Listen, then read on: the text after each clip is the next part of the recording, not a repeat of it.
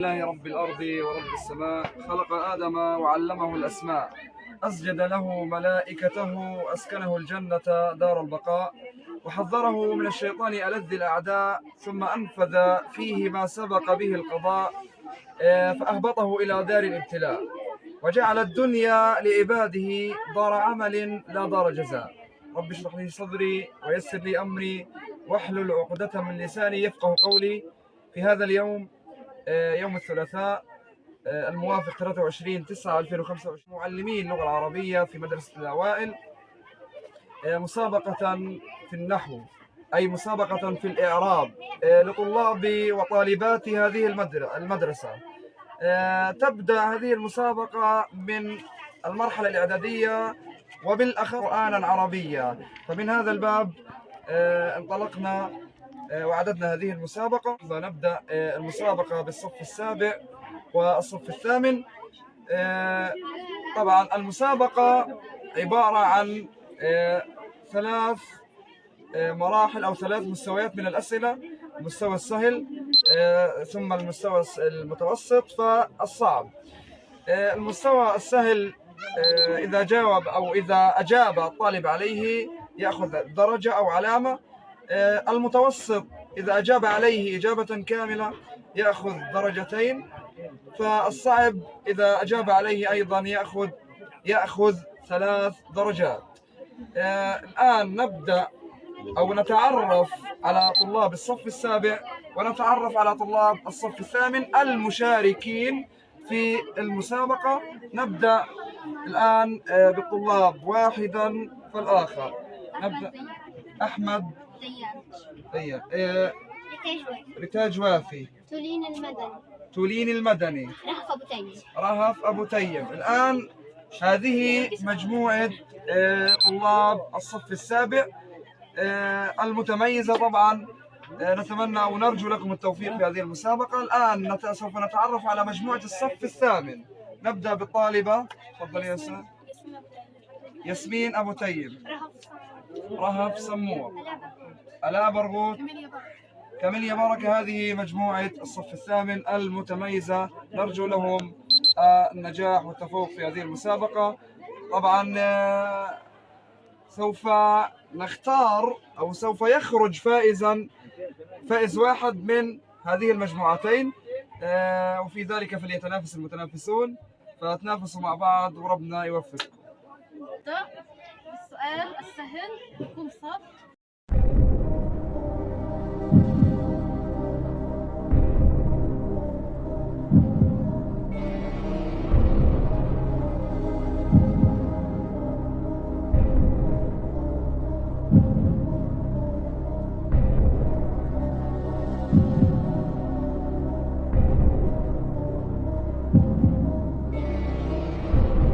الكلمة المطلوب إعرابها: بيوتا. العلم يرفع بيوتا. ما إعراب بيوتا؟ مفعول به منصوب على الفاعل. إجابة نهائية. طبعا الإجابة الإجابة صحيحة. ممتازين. الإجابة صحيحة. ممتازين جدا. الآن الصف الثامن حصل على درجة كاملة، يعني درجة واحدة. الآن سوف نستمع إلى إجابة الصف السابع. الصف السابع يا ريتاج. تعاون الطلاب كل المسألة الصعبة. طلاب فاعل. ماله؟ جملة فعلية. هي الجملة الفعلية. إيش إعراب الطلاب؟ فاعل مرفوع بالألف لأنه جمع تكسير. جمع تكسير. فاعل مرفوع بالألف لأنه جمع تكسير. إجابة نهائية. نهائية آخر كلام. طبعا الإجابة ليست خاطئة وليست صحيحة، نصف صحيح ونصف ايش؟ خاطئ. إعرابك كفاعل صحيح لكنه ليس مرفوعا بالألف وإنما مرفوعا بالضمة. تمام؟ فاعل مرفوع بالضمة، فراح تاخذوا نص الدرجة. نص ايش؟ نص علامة.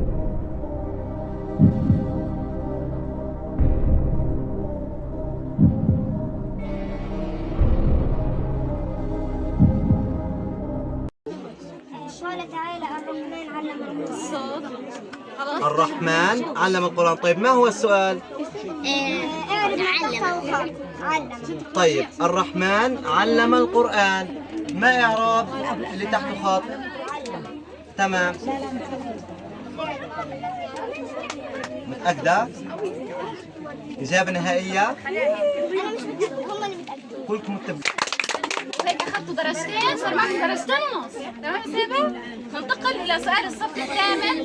ننتقل الى سؤال الصف الثامن. صف ثامن على بركة الله. اعربي ما تحتها خط. فإن الشمس والملوك كواكب. فإنك شمس والملوك كواكب. والملوك كواكب وإذا طلعت لم يبد منها لم يبد منهم كواكب. إنك خبر ما. السؤال المطلوب إعراب كلمة شمس. خبر إن مرفوع بالضم. مرفوع بالضم. وعلامة متأكدين من الإجابة؟ الإجابة النهائية؟ مش غير صح؟ متأكدين وهي إجابة صحيحة؟ السؤال المستوى الصعب، سؤال المستوى الصعب للصف السابع والثامن.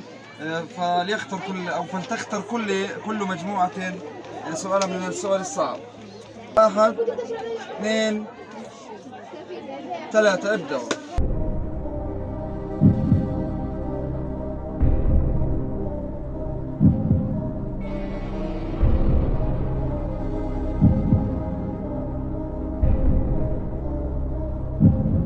الوقت يا طالبات. الآن سوف نستمع إلى إجابة الصف السابع. السؤال الصعب عليه 3 درجات. أي خطأ في الإعراب تمام سوف ينقص هذه الدرجات. الآن نستمع إلى السؤال ونستمع إلى إجابتكم. ما هو السؤال؟ قال تعالى هذا كتاب أنزلناه مباركا. هذا كتاب أنزلناه. ما المطلوب؟ أنزلناه. ما إعرابها كاملا؟ فعل ماضي مبني على الألف والهاء. فعل ماضي مبني على الألف. طيب. والهاء ضمير متصل. والهاء ضمير متصل. هذا الإعراب النهائي. الهاء ضمير متصل. شاركوا في الإجابة. كلكم شاركتوا؟ هذا كتاب أنزلناه. فعل ماضي مبني على الألف والهاء ضمير متصل. تمام. فعل ماضي مبني على إجابة نهائية لأنه انتهى الوقت. طيب الآن إجابتكم ناقصة، فراح تاخذوا علامة ونصف فقط من السؤال. طبعا الإجابة ناقصة. الإجابة الكاملة يا ريتاج ويا مجموع الصف سابع. فعل ماض مبني على السكون لاتصاله بناء الفاعلين. والناء هذه ضمير متصل مبني على السكون في محل رفع فاعل. والهاء ضمير متصل في محل نصب مفعول به. أخذت الفعل والفاعل والمفعول به. درجة لكم 2.5 و1.5 4 درجات. تمام. الآن إلى سؤال الصف الثامن. فلنستمع إلى الإجابة.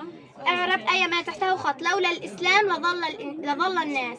الإسلام مبتدأ وعلامته مبتدأ مرفوع وعلامة رفعه ظاهرة الضمة. إذا الإجابة مبتدأ مرفوع وعلامة رفعه الضمة ظاهرة. أنتم متأكدون من الإجابة؟ نحن مش متأكدين. هل أنتم متأكدون؟ مش متأكدين. تحتها خط. طيب. القائدة رهف ادينا الإجابة النهائية. خلاص ادينا الإجابة النهائية. الإجابة يلا. النهائية رهف. الإسلام اللي تحتها خط مبتدأ. اسم مبتدأ وعلامته الضمة. مرفوع وعلامة رفع الضمة وهي إجابة صحيحة. انتوا ليش التوتر هذا؟ أخذنا هذا يجب أن يكون لنقيس مدى الثقة. طيب الآن نختتم هذه المرحلة من هذه المسابقة التي كانت بين الصفين السابع والثامن طبعا والفائز منهما هو الصف الثامن. تحية له طبعا بمجموع النقاط هم 6 نقاط مقابل 4 نقاط. كل الشكر والتحية لهم هم الاثنين ويعطيكم ألف عافية. الصف السابع كان مميز، كانت محاولات رائعة منه جدا، شكرا لهم. تحية للصف السابع. والصف الثامن ما شاء الله رغم الضغط اللي حطوكم فوق الأساس لكن كنتم مميزين. تحية للصف الثامن. وانتم الاثنين بتشتغلوا هذا. يلا كل واحدة تاخذ.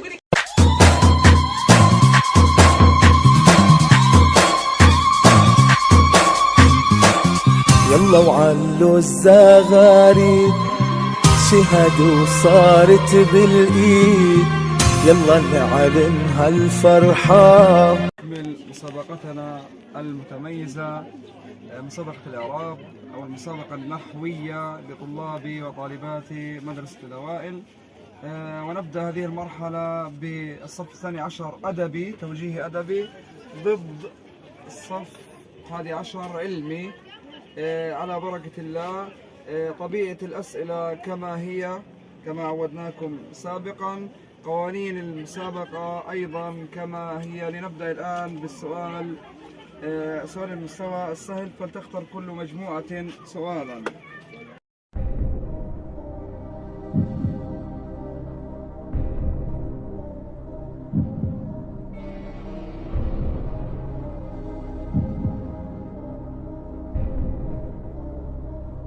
نبدأ بسؤال توجيهي 12 أدبي. السؤال والإجابة هي شنو؟ آي بما تحته خط يحج الناس امتثالا لأوامر الله. إعراب كلمة امتثالا مفعول لأجله منصوب بالفتح. مفعول لأجله منصوب وعلامة نصب الفتحة. الإجابة النهائية أكيد أكثر من الإجابة. إجابة صحيحة تكسبين. يكسب فريق توجيه أدبي. ما تحته خط قال تعالى لن تنالوا البر حتى تنفقوا مما تحبون. إعراب تنالوا. تنالوا فعل مضارع منصوب بلن وعلامة نصبه حذف النون لأنه من الأفعال الخمسة. وواو الجماعة ضمير متصل مبني على السكون في محل رفع فاعل. أحسنتم، إجابة كاملة طبعا. تحية لهم. تنالوا فعل مضارع منصوب وعلامة نصبه حذف النون والواو ضمير متصل مبني في محل رفع فاعل. أحسنتم. ننتقل إلى المستوى الثاني ألا وهو المستوى المتوسط. نختار كل مجموعة سؤالا من لون الأصل.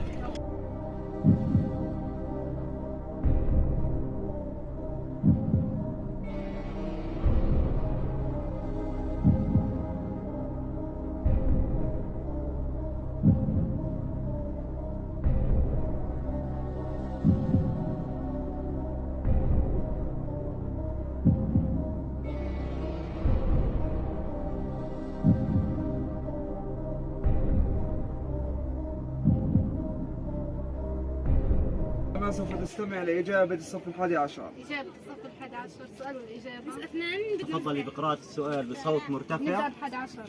نبدأ ب11. تمام. قال تعالى قال أراغب أنت عن آلهتي يا إبراهيم. أنت ضمير منفصل مبني على الفتح في محل رفع فاعل لاسم الفاعل. في محل رفع فاعل لاسم الفاعل راغب. إجابة نهائية أكيد الإجابة يا فاطمة. إجابة صحيحة. تحية ل 11. تحية 11. أصبح بحوزة. آي بما تحته خط أكلت الدجاجة حتى جناحها تيجي حتى حرف عطف مبني على السكون لا محل له من الإعراب. وجناحها اسم معطوف منصوب بالفتحة والهاء ضمير متصل في محل جر مضاف إليه. إجابة كاملة وطلعنا بنتيجة إنه أكلنا الدجاجة مع جناحها كمان. الله يرزقنا الدجاج. قول آمين. إجابة صحيحة. برافو عليكم. الآن 3 نقاط مقابل 3 نقاط. الآن سوف ننتقل إلى السؤال الصعب. جولة حامية. السؤال إيه؟ الصعب. يا رب يكون ناره صعب يا رب. هذا يعني بين قوسين يعني جانبا. فلتختر كل مجموعة سؤالا من السؤال الصعب.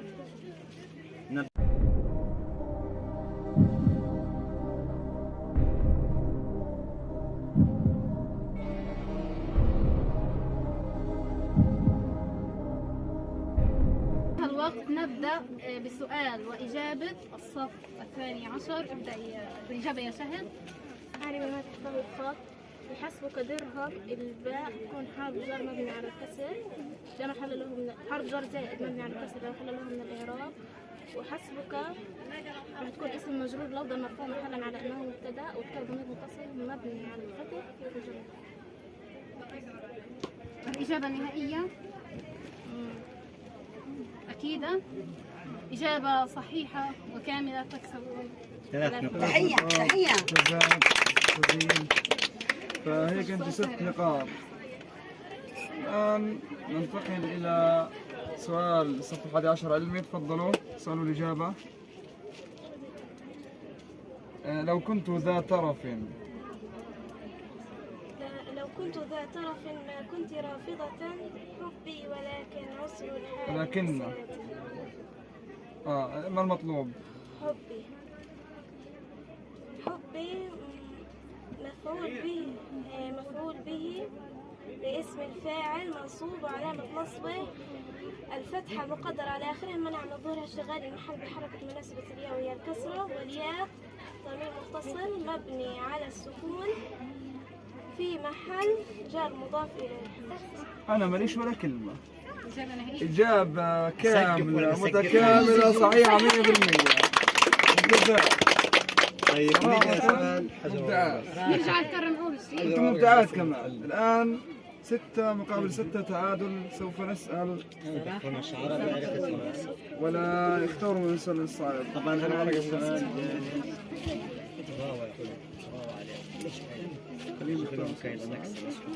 بعدين بنسأل. تمام. الآن لنعد الكرة مرة أخرى لنميز. تمام. الآن فلتختر أو فليختاروا سؤالا من السؤال أو من المستوى الصعب لكلا المجموعتين. تفضلوا.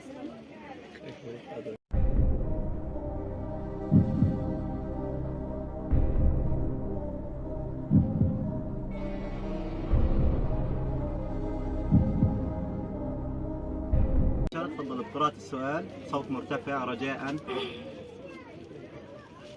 أعربي ما تحته خط. متى سافرت؟ متى اسم استفهام مبني على السكون في محل نصب مفعول به.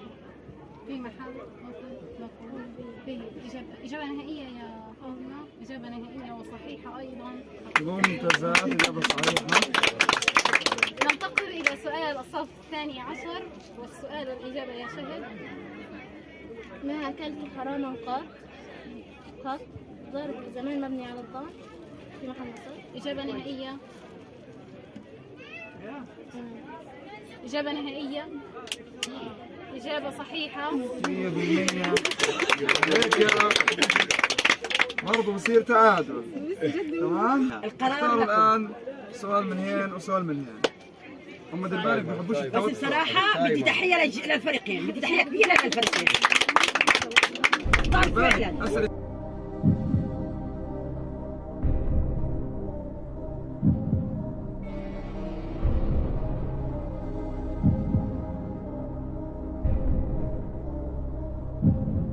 نستمع للإجابات. تفضل توجيهي أدبي مع الأستاذة شيماء.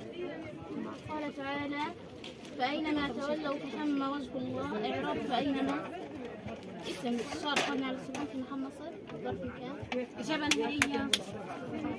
إجابة نهائية. نهائية. إجابة صحيحة. تحية تحية. الآن لنستمع إلى إجابة الصف 11. اقرأوا السؤال.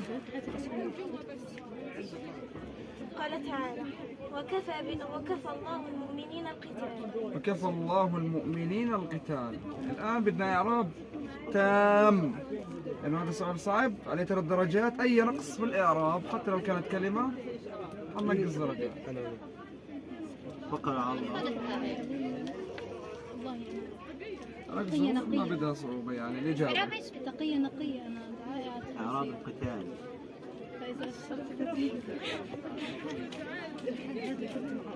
وكفى الله المؤمنين القتال.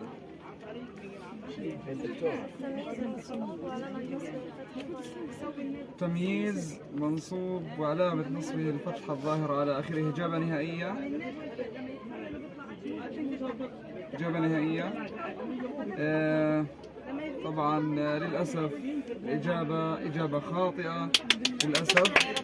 الإعراب هنا كفى تتعدى لمفعولين، وكفى الله المؤمنين مفعول به أول، القتال مفعول به ثاني، منصوب على نصب الفتحة. هيك بيكون توجيه أدبي هو الفائز في هذه المرحلة. طبعا نتمنى لكم التوفيق والنجاح والتفوق وحظا أوفر في المرات القادمة إن شاء الله. بهذا تحية للفريقين، تحية للفريقين. فعلا انتم كلكم ممتازين، يعني متميزات بصراحة. 11 رائعة 11 ما شاء الله. نستكمل ما بدأناه ونبدأ اليوم بالمرحلة الثانوية بين توجيهي هو الثاني عشر أدبي والثاني عشر علمي. مثل ما عودناكم قواعد المسابقة، هناك 3 أنواع من الأسئلة. سؤال سهل باللون الأخضر، وسؤال متوسط باللون الأصفر، وسؤال صعب باللون الأحمر. كلا المجموعتين سوف تختار من المستويات الثلاثة. من ثم سوف نمهلهم دقيقة واحدة للإجابة على هذا السؤال. الإجابة سوف تكون شفهية أو شفوية. نبدأ على بركة الله هذه المسابقة. والحمد لله رب العالمين. مدة السؤال فقط دقيقة واحدة، مدة الإجابة عن السؤال. تفضلوا.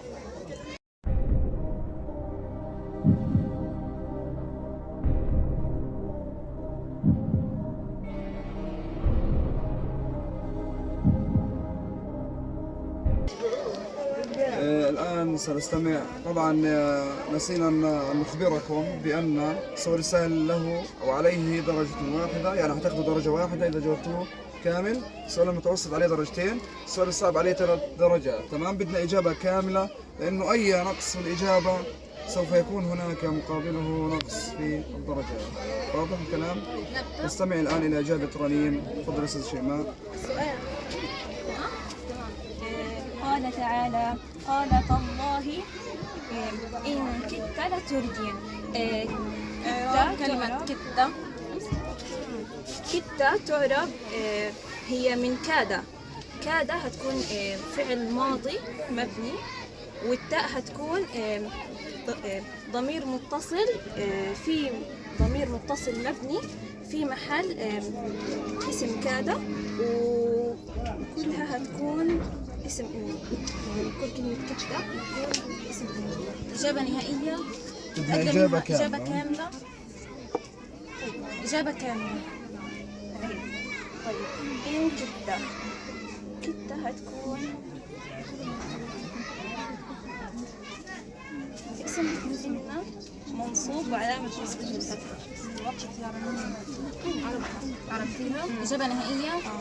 تأخذ رنيم نصف درجة. الإجابة الكاملة هي فعل ماضي ناسخ ناقص مبني على السكون لاتصاله بضمير رفع متحرك، والتاء ضمير متصل مبني على الفتح في محل رفع اسم كاد. وإن هنا مخففة مش راح تكون من أخوات إن كاد، مش هتكون يعني جملة. تحية لرنيم. تاخذ نصف. تحية لرنيم. تحية لرنيم. وين التشجيع يا عماد؟ برافو عليك رنيم. كل الأسئلة طبعا صعبة. الآن سنستمع إلى إجابة شهد، توجيه أدبي. اقرأ السؤال يا شهد والإجابة. قال تعالى: يريد الله أن يخفف عنكم. أن يخفف. يا رب أن يخفف. أن حرف مصدري ونصبنا به على السكون لا محل له من الإعراب. وخفف فعل مضارع منصوب بالفتحة، والفاعل ضمير الفتح تقديره هو، والمصدر المؤول أن يخفف في محل نصب مفعول به. إجابة نهائية.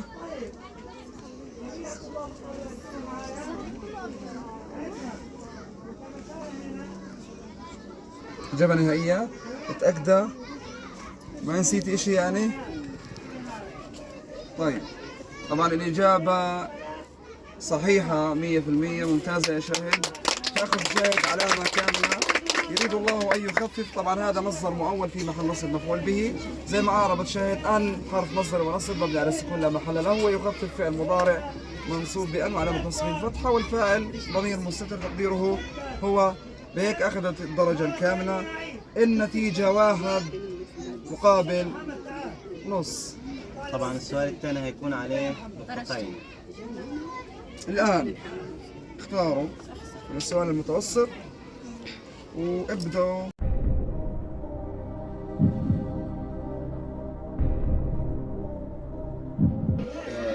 إجابة السؤال الأول رنين. الآن ستكون الإجابة من عند شاهد. تفضل يا شاهد. قال تعالى: ومن يهن الله فما له من مكرم. ضربنا اسم شرط مبني على السكون في محل نصب مفعول به. اسم شرط مبني على السكون في محل نصب. إجابة نهائية.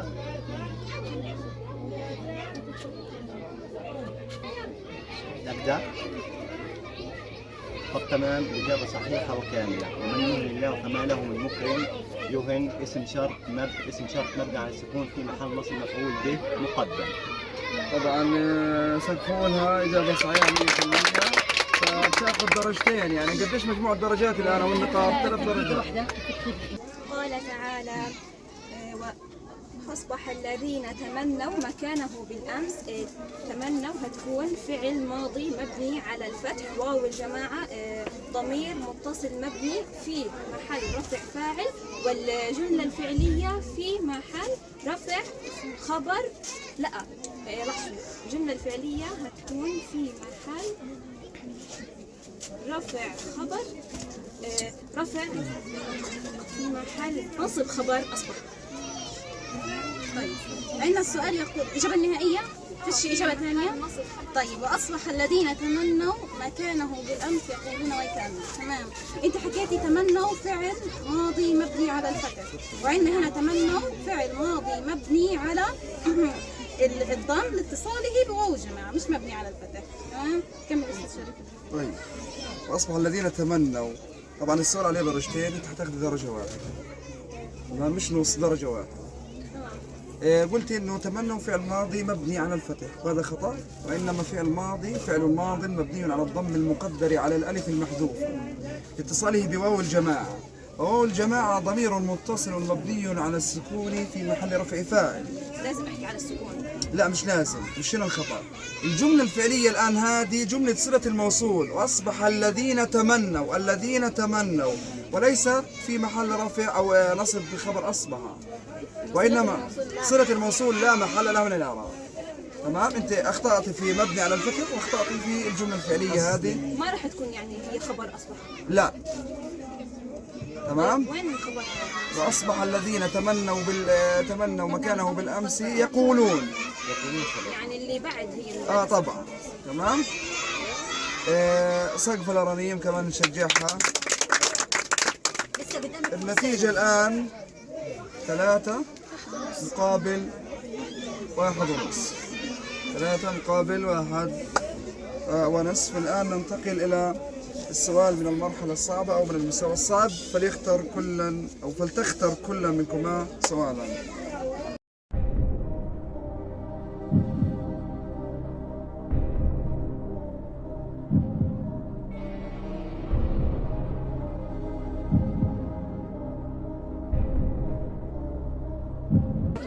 دخل الرجل أولا إعراب أولا تمييز مصور. إجابة نهائية. دخل الرجل أولا تمييز منصوب وعلامة نصبه الفتحة الظاهرة. متأكدة من الإجابة يا رنين؟ متأكدة من الإجابة؟ متأكدة؟ طيب الإجابة هي حال منصوب على نصبه الفتحة وليس تمييز منصوب على نصبه الفتحة. إجابة اللي هو من الكلمات التي تعرف أو زي مرة خاطئة. نتمنى لك أو نرجو لك اللي هو لسه معك فرصة، دير بالك معك فرصة. طبعا الإجابة خاطئة لرنيم. دائما أولا وثانيا وثالثا ورابعا وخامسا وسادسا كلها أحوال. تمام. الآن أستاذ جبر تفضل، معك السؤال الثاني. تفضل يا قال تعالى: واتقوا يوما ترجعون فيه إلى الله ثم توفى كل نفس ما كسبت وهم لا يظلمون. إعراب توفى كل نفس. تمام تفضلي. توفى فعل مضارع. فعل مضارع مبني للمجهول مرفوع بالضمة المقدرة منع من ظهورها التعذر. تمام. كل مبني للمجهول كل نائب فاعل مرفوع بالضمة، نائب فاعل مرفوع بالضمة الظاهرة ونفسه مضاف إلى مجهول. طيب ما رايك استاذ شريف؟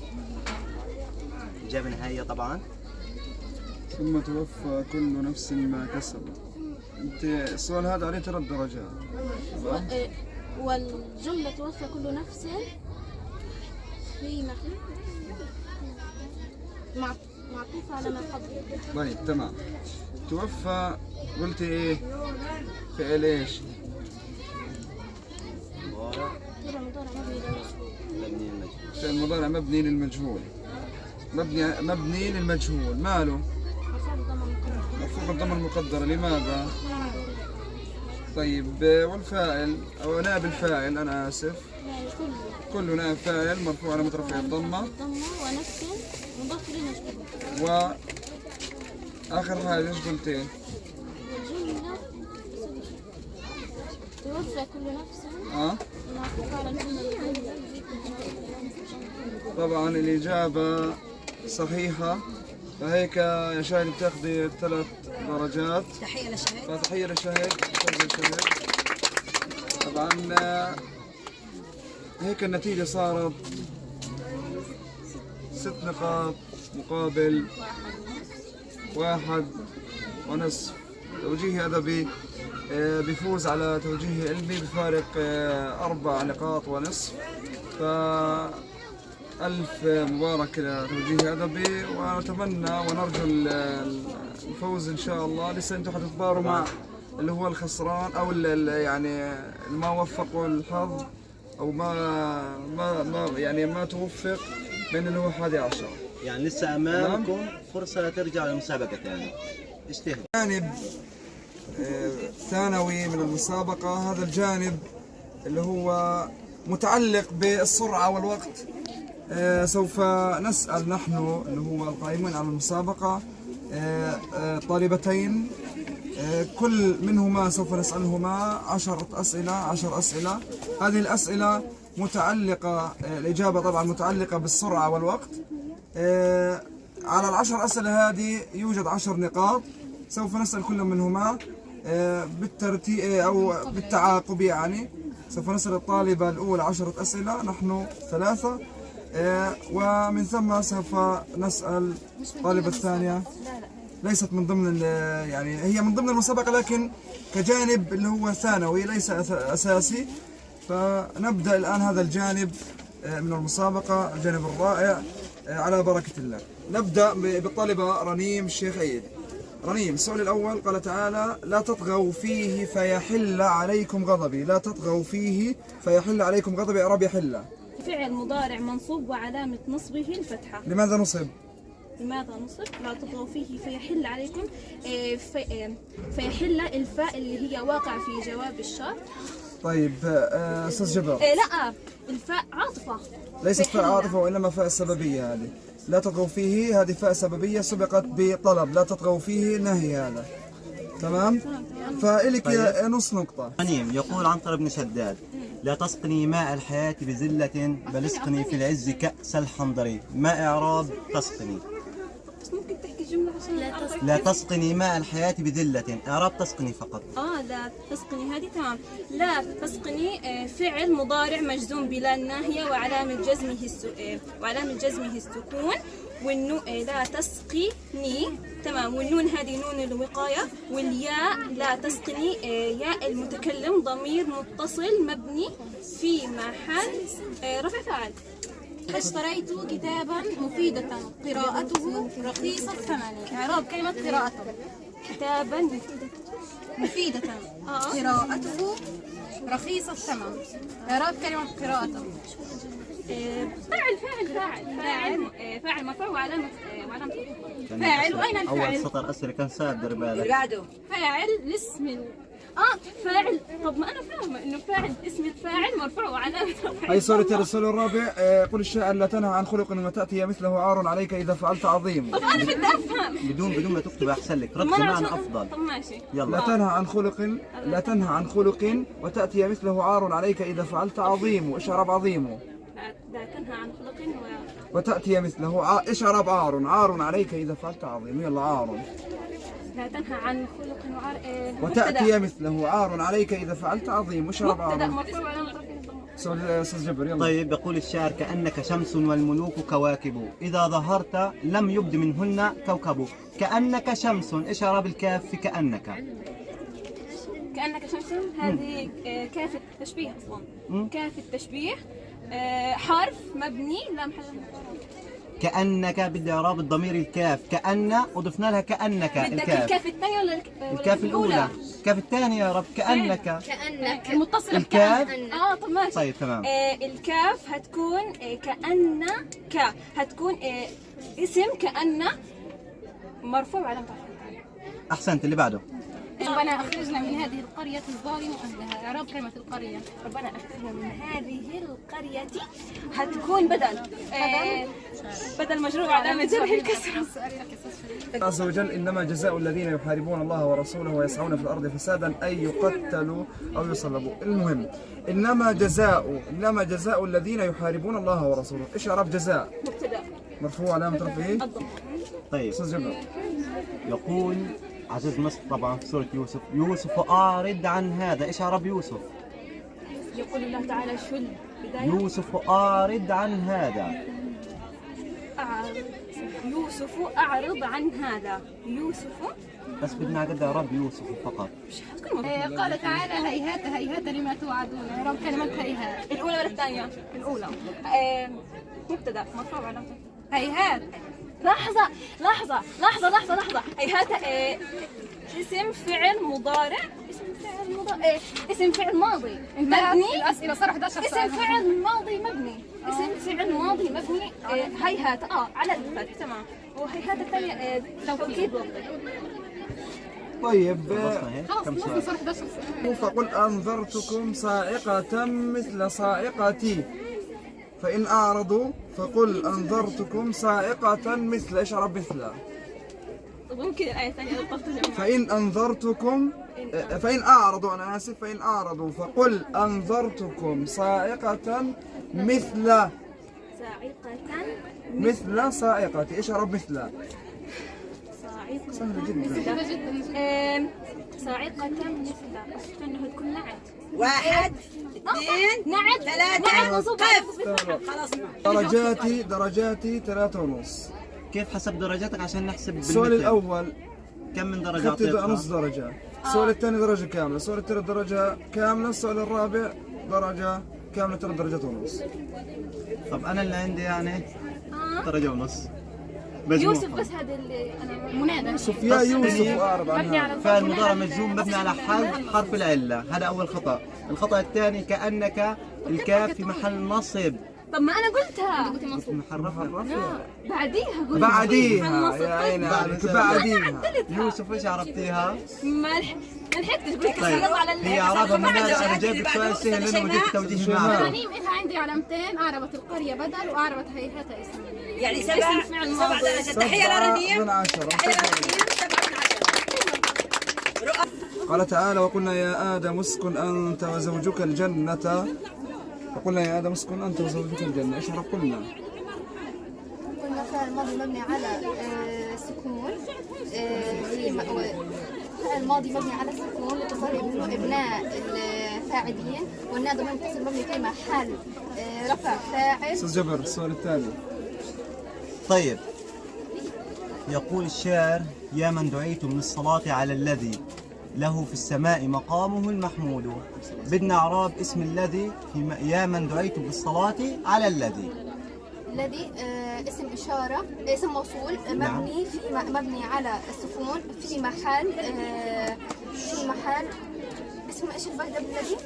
يا من دعيتم للصلاة على الذي. أسرع أستاذ جبر أسرع. في محل اسم اسم تخلص. تمام. أستاذ شيماء بسرعة. قال تعالى: ولا تقتلوا أولادكم خشية إملاق. كلمة خشية مفعول لأجله منصوب على فتح فتحة. طيب، يقول الشاعر: محمد سيد الأعراب والعجب، محمد خير من يمشي على قدمه.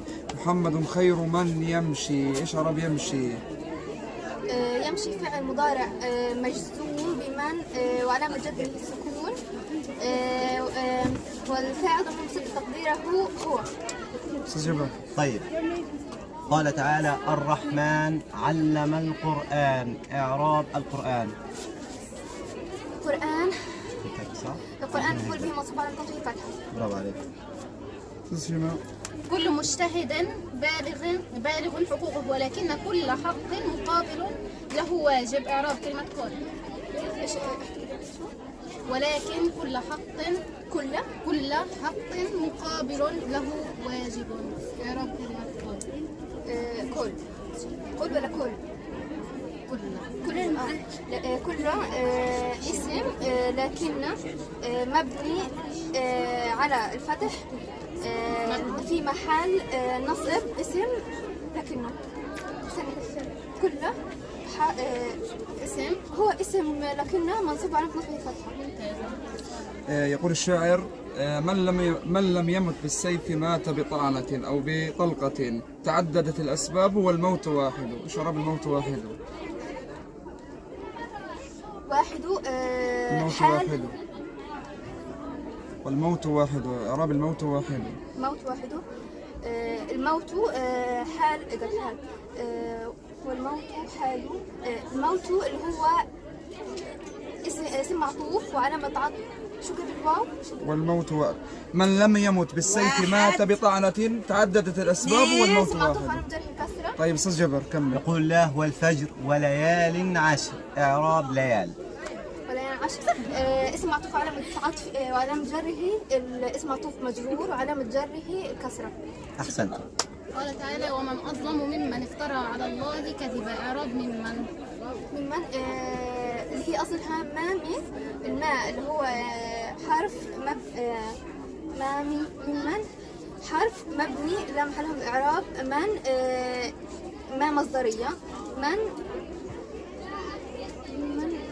اسم واحد حرف مبني له. اثنين أو اسم ثلاثة. مبني في محل.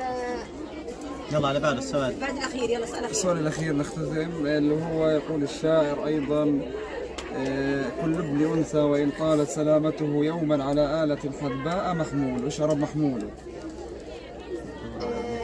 كل ابن أنثى وإن طالت سلامته يوما على آلة حدباء محمول. حال منصوب على نصبه الفتحة. حال منصوب على نصبه الفتحة. انتهت الأسئلة وبدرجة واحدة. وأنا لها عندي درجة واحدة. أنا درجتين. الخطأ عندك كان في كلمة ليال، اسم مجرور بالكسرة المقدرة على الياء المحذوفة، أصلها ليالي. طيب، اسم معطوف ماشي بس هو مجرور صح؟ خلينا أوضح أنا ليش درجة واحدة. أنا سألتك السؤال الأول وقلنا يا آدم اسكن، جاوبتي صح. كان الماضي مبني على السكون اتصال بناء الفاعلين، قلنا هذا في محل رفع فاعل. اتفقنا؟ السؤال الثاني قلت لك محمد سيد الأعراب والعجم. محمد خير من يمشي على قدمه. هنا من موصولة، تمام. الذي يمشي على قدمه، تمام. فهنا يمشي فعل مضارع مرفوع علامة رفعه الضمة المقدرة على الياء منع من ظهورها الثقل، والفاء ضمير مستتر فيه جوازا تقديره هو. طبعا والجملة الفعلية هذه إعرابها الكامل. الجملة الفعلية صلة الموصول لا محل لها من الإعراب. طيب، السؤال الثالث اللي سألتك إياه قلت لك اللي هو من لم يمت بالسيف مات بطلقة أو بطعنة، تعددت الأسباب والموت واحد، والموت مبتدأ واحد وخبر، والجملة الاسمية في محل نصب حال، لأنه هذا الواو واو حالية، جملة اسمية يعني عندك. آخر حاجة كل ابن أنثى وإن طال سلامته يوما على آلة الحدباء محمول. كل مبتدأ وإن خبره محمول. المبتدأ أجى في بداية البيت الشعري، والخبر أجى في نهاية البيت الشعري. هي مسابقة إيش؟ سرعة. مين الفائز في الفقرة؟ اتفضل أستاذ شريف. وانا ديك الفائز. طبعا مجموع درجات لرؤى قديش؟ رؤى درجتين ونص عندي. طيب وانا درجة يعني 5.5. ورنيم من الفائز؟ رنيم ممتاز يا رنيم، وبذلك للامانه كانت هدية يعني جابتك اصلا مرنين، فانت تعتبر ما شاء هي الله رمزية عليك. لكن بدك شوي تجتهد. حلوة دفتر. كانت فقرة رائعة. أتمنى أن تكون هناك فقرات للمعلمين إن شاء الله. معلمين. أكل محمد الدجاجة وهو قائم. إيش إعراب وهو قائم؟ مبتدا وخبر، مبتدا مرفوع خبر مرفوع فقط في جملة. والجملة نصب بحال. برافو عليك. طيب سؤالي قال تعالى عما يتساءلون. عما يتساءلون شرب عما. هي عن ما. طيب تمام. عن حرف جر. تمام. ما اسم موصول في محل جر. اسم موصول في محل جر بحرف الجر. سألوهم عما طيب يتساءلون. نكمل الآن. السؤال قال الله تعالى سبحان الذي أسرى بعبده ليلا من المسجد الأقصى. إعراب كلمة سبحان. سبحان مفعول مطلق لفعل محل التقدير. كأنه هو. إيش إعراب كأنه؟ والأن كأنه هو. بالدراسة حاجات كأنه هي والضمير. أفنان تمام. نساف وكأن ناقص ناس. حرف ناقص ناس. لم من الأرض في محل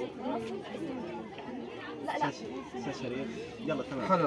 قال تعالى وقلنا يا آدم اسكن أنت وزوجك. اسكن أنت وزوجك. إعراب أنت. اسكن أنت ضمير متصل مبني على الفتح في محل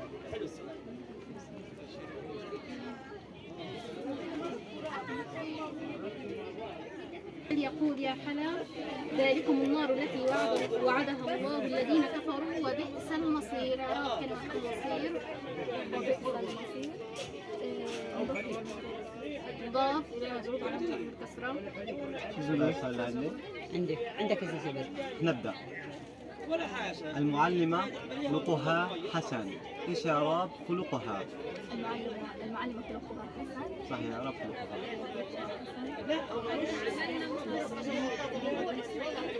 نعم. لا اسم حسن.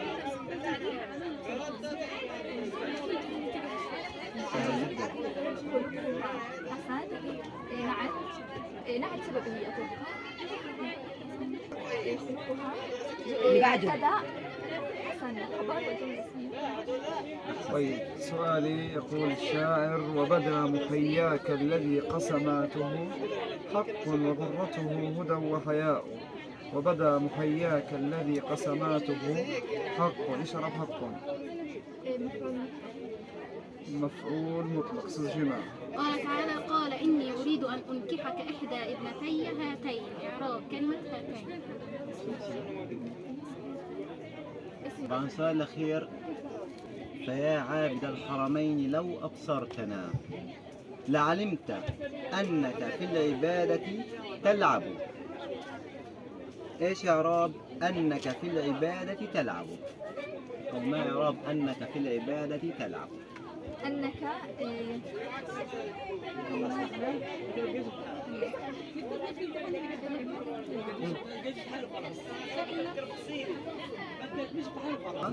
أنو الكاف خبر مقدم في العبادة جر مجرور. تلعب في المضارع المفعول والفاعل أنت. حاول التثبية. هذا سؤال إجابته طويلة يعني بما أنه الأخير. انت قول الاسئله وايش الاخطاء عشان نخلص ننجز. ايش هو السؤال سألتك اياه؟ وهو قائم اكل محمد الدجاجة، اكل محمد الدجاجة وهو قائم. قلنا ان شاء الله نفسه في الدجاج. طب هذا اجبت عليه اجابة كاملة ما شاء الله. السؤال الثاني، طيب ذكر الدكتور السؤال الثاني؟ لا. طيب على ما اظن سألتها كمان دكتور سألتها كأنه على ما اعتقد. كأنه إجابة كاملة. وبعد سألتك المعلمة صح؟ صوتها خلقها حسن. طيب هذا كمان بالنهاية يعني قبل ما يخلص الوقت أجبت عليه إجابة كاملة. لكن آخر سؤال اللي هو سألته، فيا عابد الحرمين لو أبصرتنا لعلمت أنك في العبادة تلعب. أنه اسمها والكاف اسمها، في العبادة جار مجرور، تلعب خبرها. برافو عليك. احنا طبعا 4 والاخير تستطيع لك 3. طيب خالد انا سالتك اول سؤال اللي هو عما يتساءلون. عما يتساءلون لي عما هي عن. طبعا هذه عن حرف جر جاوبتيها ما مش موصوله، ما استفهاميه، حذفت الفها. عن الذي عن ايش بتساءل يعني سؤال. فهنا اسم استفهام مبني على السكون في محل جر اسم مجرور، في محل جر اسم مجرور. تمام. السؤال الثاني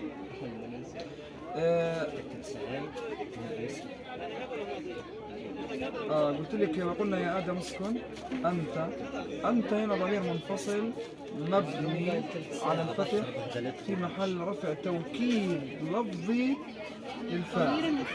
الضمير المستتر يسكن. أنت اسكن فعل أمر، وين الفاعل؟ أنت، وذكر فهي توكيد لفظي.